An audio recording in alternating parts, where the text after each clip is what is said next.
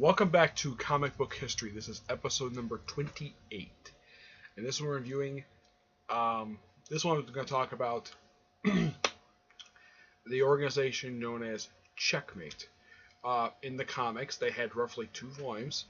Now, the agency itself was created by Paul Kepperberg and Steve Irwin. Yeah, these two are the ones who created the agency. They made their first appearance in Action Comics number 598.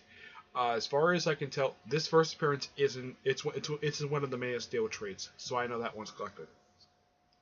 And then pretty much after this one appearance, they got their own comic book, which lasted for roughly the first volume of it lasted for 33 issues, and these were the agents during the first volume of the series, which were a guy called Henry Stein, who was basically the king.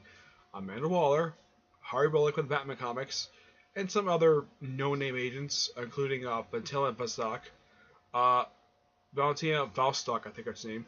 She actually is from the Doom Patrol comics. She was part of the second version of the group, the one Kepperberg created. So nice the fact they threw her in there.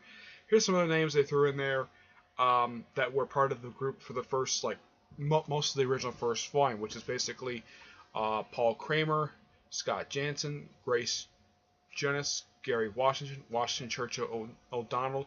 My guess is named after the former Prime Minister Winston Churchill. That's my personal guess. Mr. Wayne, Kay Campbell, Jack Rossi, Jack Taylor, Abby Crane, Roger Dayton. My guess is he's probably named after. He's probably related to Steve Dayton from also from Doom Patrol. I don't know. That's my personal theory. Randy Rockwell, Connie Webb, Ray Carson, Jock Renner, Jerry Burke, Karen McKay, and Mark Nagata. Now, basically with this particular thing, they also have the character Peacemaker show up in this particular volume as a recurring character. Interesting character, and Kepperberg did a spin-off miniseries featuring the character. I actually own the miniseries. It's in a box in place. It's a great miniseries. I highly recommend it. Kepperberg did a great job with this volume, but here's kind of the strange thing. Now, during this volume, roughly a little over a year after the start of this volume, it had a crossover. A crossover that basically spanned several books. And which books are these? Now, this was known as the Jonas Directive. This was by far, I think, the only crossover that Checkmate was ever involved with throughout its little over 2.5 years it was around for. It crossed over with Captain Atom for like one issue. Of course, Checkmate issues 15-16. The 86th issue of Firestorm Volume 2, which Ostrander wrote that one. Manhunter, another Ostrander book, issue 14, the first volume. And Suicide Squad issues 27-30. Now, Ostrander wrote a good chunk of this crossover himself, basically since he wrote at least 3 of the books that are involved with this crossover. Captain Atom, that was done by Cary Bates and Greg Weisman. Yeah, they were the initial writers of Captain Atom, so they basically did one issue part of this thing.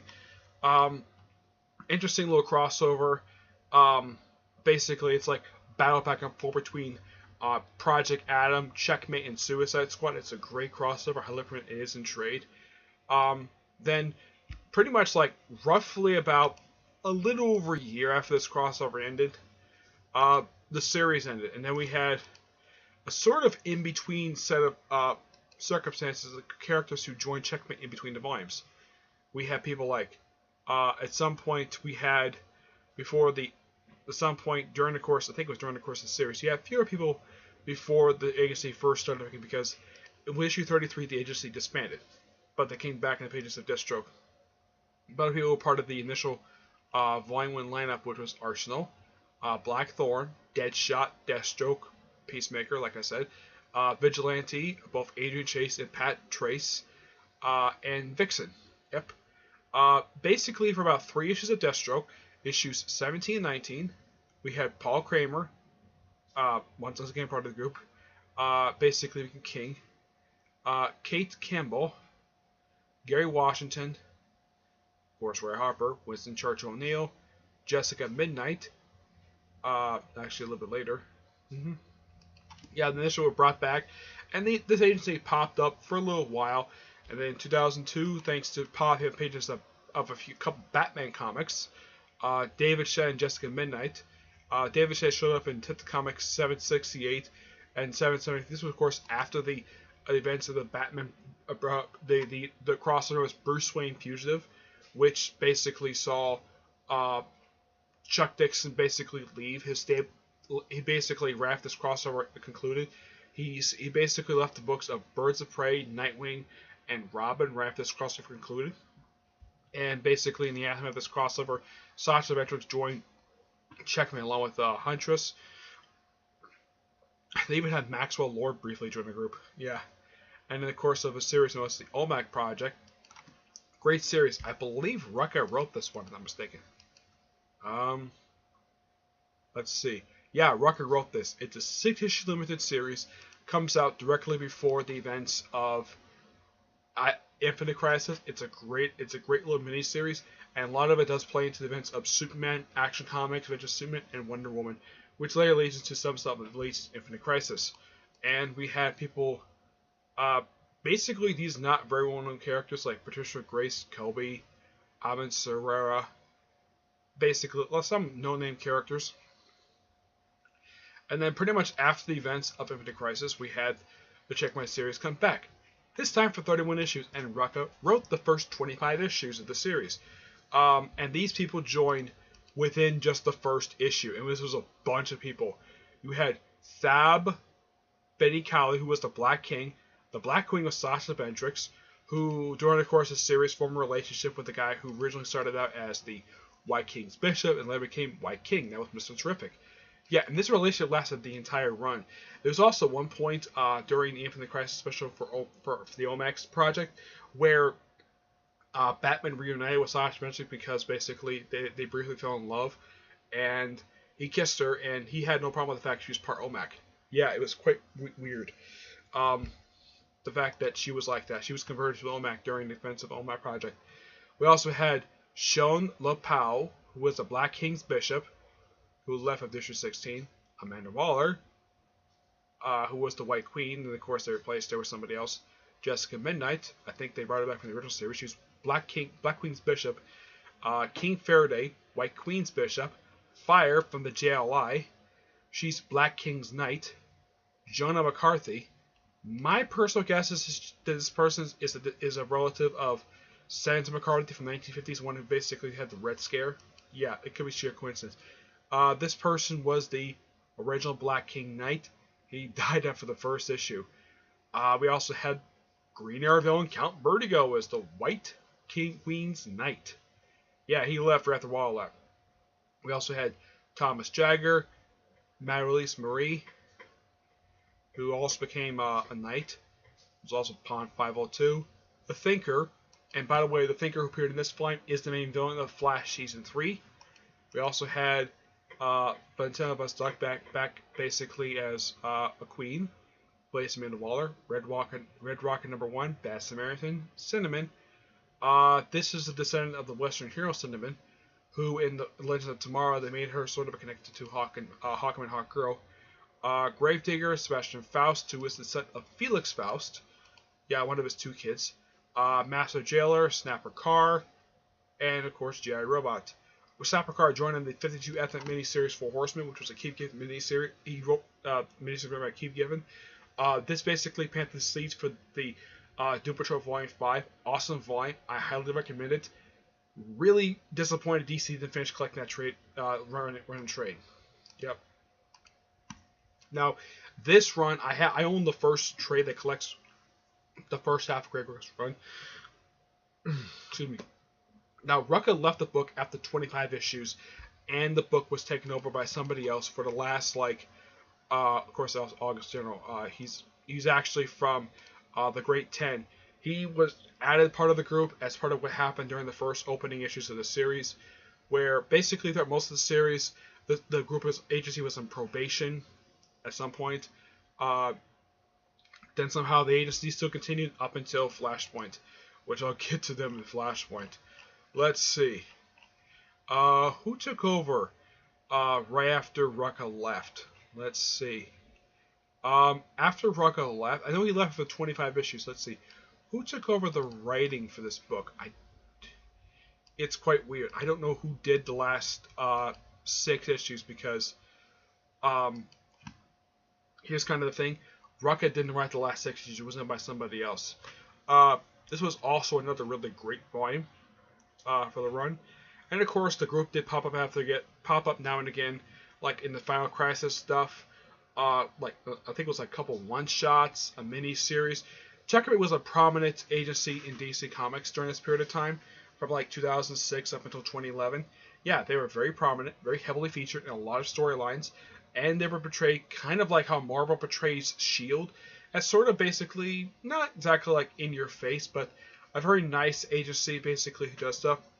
At one point in Rucka's run, he had one of the agents basically, he had, something, I think it was Sasha Ventrix. She hired, of all people, the Shadow Pact for something to do with Cobra. And Cobra, the cult group that Jack Kirby created during the first issue of Cobra, these guys were the main villains of pretty much Rucka's run.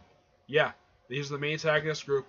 My personal guess is the reason why that DC did this is because, well, Hydra basically is like this at Marvel, so why not give them the bad guy agency for them to fight? Basically, a cult that deals with magic. Now, after the Flash reboot, Checkmate virtually disappeared. They didn't pop up again into the pages of Grayson, but it popped up for a few issues. One where an agent got killed off during a whole when an agent that basically Dick Grayson slept with at the start of the series decided to go rogue, kill other people's agents, and then toward the end of the series, they finally brought back fully Checkmate, and this is also the first one to bring in Maxwell Lord.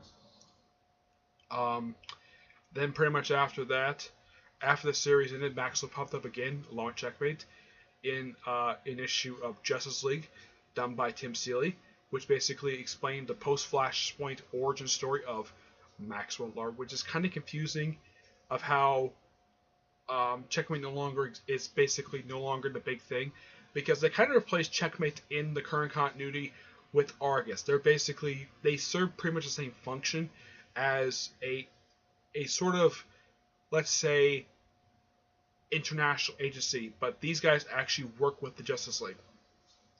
Checkmate generally did not, despite the fact they actually had superheroes, actually part of the agency, superheroes, and a couple supervillains. But this time, basically, now the original head of Argus was Steve Trevor, and then of course Waller took over, and then Waller stepped down. I think the agency is headed by somebody else now, I'm not really sure who is. But in the current continuity, Maxwell Lord has been the only leader of Checkmate.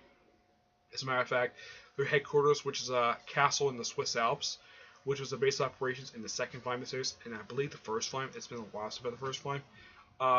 This thing does still exist. Also, this castle did make an appearance in the infamous Countdown to Infinite Crisis one-shot when Maxwell Lord shot Ted Kord in the head, basically splattering his brains all over our floor.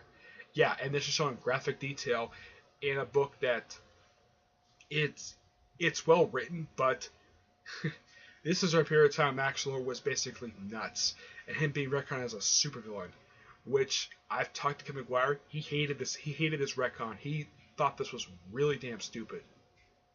Yeah, but I never asked him about the version of period on Supergirl. I've never asked him about that. So, they pretty much existed somewhat after, basically as soon as right after the events of the Darkseid invasion from Justice League Origin, which they kept that canon despite the fact that not a lot of people liked how certain characters were written during that particular story. Or basically Checkmate apparently failed their mission, so they a lot of their money and resources went to Argus, while Checkmate still kind of existed, and the castle itself was still pretty much intact during the events of Justice League vs. Suicide Squad. Great miniseries, I highly recommend it. And a lot of people, after reading this miniseries, suggest that Josh Williamson should replace Brian Hitch as the writer, because he wrote a very interesting event. Yeah, of course, Maxwell Lord was later added to Task Force 11. Yeah, I'm not kidding. Basically, that's what happened to him. As what happened to Checkmate after this one, Checkmate technically does kind of exist in the current continuity, but they're not heavily active as they once were. As for their old enemy Cobra, They are active. They don't do very much. As far as I know, they've only popped up maybe 2 or 3 times. The only times I can think of they popped up was during the Katana feature for Suicide Squad Most Wanted, and they popped up for an issue of the current volume of Nightwing during the first arc of the series. And that's really it. Yeah, Cobra has done virtually almost jack freaking squat. I haven't delved into exactly when exactly what could have been their first post Flashpoint appearance. I don't really know because I've only seen it pop up a couple of times since Flashpoint happened. And it's kind of like Checkmate, which was a really awesome agency. The way it was depicted and written in the comics prior to Flashpoint is now just. It's like basically, if people jump into comics today and they probably think, oh, Checkmate, what's this? Uh, like, at one point, did they have a comic book like Argus did during Forever Evil? And the obvious answer is yes. They had 2 volumes. The first one lasting 33 issues, second volume lasted for 31. Excuse me. And both times, excuse me, the series were canceled due to low sales. That's mainly the reason why I've heard why these series get canceled. Despite the fact these books are really good. A lot of spy stuff. The second volume was basically a lot more mixing with superheroes with doing spy stuff. That was the big thing with this particular volume. And it was a very semi-serialized series. That's simply how you would read the Greg Rucka run. Basically, every issue led to the next. With issue 20, toward the end of Rucka's run, he basically wrote out Amanda Waller of the series for a very good reason. The reason why he wrote her out was so that she could do the whole Suicide Squad stuff. As a matter of fact, during the course of most of his run, he was building up. He maybe got a memo from maybe Oscar that he was going to do a Suicide Squad miniseries. So he had it where the Suicide Squad was basically being rebuilt in the pages of Checkmate, which later spun off into the Suicide Squad miniseries, Suicide Squad Raise the Flag. That's what the storyline is called, but it's commonly referred to as Suicide Squad Volume 3, but the miniseries is technically referred to on the cover of Suicide Squad Raise the Flag. So, as for trade stuff, the second volume is entirely in trade. It's in a few volumes. I think it's like in 6 volumes, but about 3 issues are not collected in the regular trades.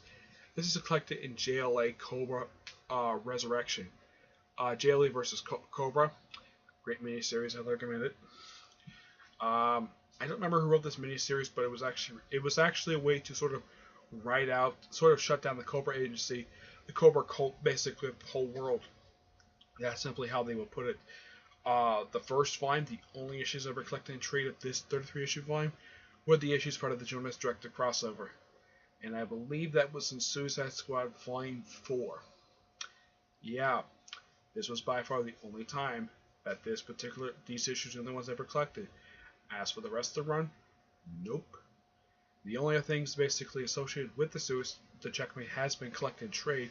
The issues that appear in Deathstroke, those are in trade. The 2 issues of Tenta Comics, those are in trade. As far as I think 52 Aftermath, the Full Horseman, that is in trade. Basically, other stuff featuring them outside the main comic, those are in trade, definitely.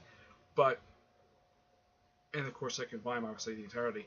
But as for the first volume itself, just 4 issues of it, which is quite pitiful for this really awesome comic book and for this great agency. Now, this agency has picked only once out of the comics, and that was in season 9 of Smallville.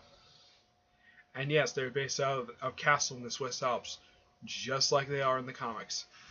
And as far as I can tell, I think that's really it. Yeah, they also appeared in the video game DCverse Online. But aside from that, that's really it. And that's the odd thing with Checkmate. Yeah, Argus has frequently appeared on the Arrowverse, and appears in DC in the DC New 52 Connecting Universe films. Yeah, Argus appears there as well. As for Checkmate, yeah, it just features them in like 1 season of Smallville, and that's it. It's kind of like, why not feature them on Arrow? Who knows? I wouldn't be surprised if Checkmate popped up in movies. My personal guess is the reason why they can't feature Checkmate because they're not prominent in the comics anymore. They haven't been prominent in the comics since 2011. Yeah, it's been like 6 years since prominent in the comic. That's probably the reason why they're not featured in live action that very much. That's just my theory, anyways. But if anybody gets a chance, find the original volume, which is 33 issues long. Now, the only way to find, now you can find issues 15 and 18 collected in the Suicide Squad Volume 4. As for the rest of the volume for the series, you would probably have to track down individual issues in order to read this whole series, or you can read online, like I did. Though I have read some of the issues individually, like individual issue form. But the first appearance is in one of the Superman and Steel trades DC loves doing. I think it's in volume 7 or 8. I'm not really sure which one. But it's the one that basically leads up to issue 600. So that issue is in trade. So some of the outside appearances are in trade, but not a lot of the main stuff is in trade. But yeah, that's really it. It is basically a great comic book. And I just kind of wish DC would put more of the series in trade. Like, I know they're doing it for Greg Rucka's run because he's in good terms with DC Comics, so basically do new printing for his run. But why not do an actual comic volume for Kipberg's run? But my personal theory, the reason why is because maybe Paul Kipberg is not in good speaking terms with DC. That's probably the reason why they haven't put his run in the trade. That's just my theory, anyways. I mean, the guy was definitely a damn good writer. I read a lot of his stuff that he did for DC. It's all really good. It's just that the only thing of his that has been in trade is the Supergirl run, and the only reason why that is because Supergirl's popular on TV. That's the only reason why, and that's the only book that's actually in trade. Okay, so that's it for episode 28. Stay tuned when I get a chance to do episode 29. As I'm gonna do it on, I don't have any idea. I'll decide when I get up to it, okay? Until I see you all at my next video, which my next video will probably be doing tomorrow, because it's going to have late right now. That one I'm going to do another episode of TV show review, where we'll talk about Legends of Tomorrow. Okay? Until then, see you there. Bye.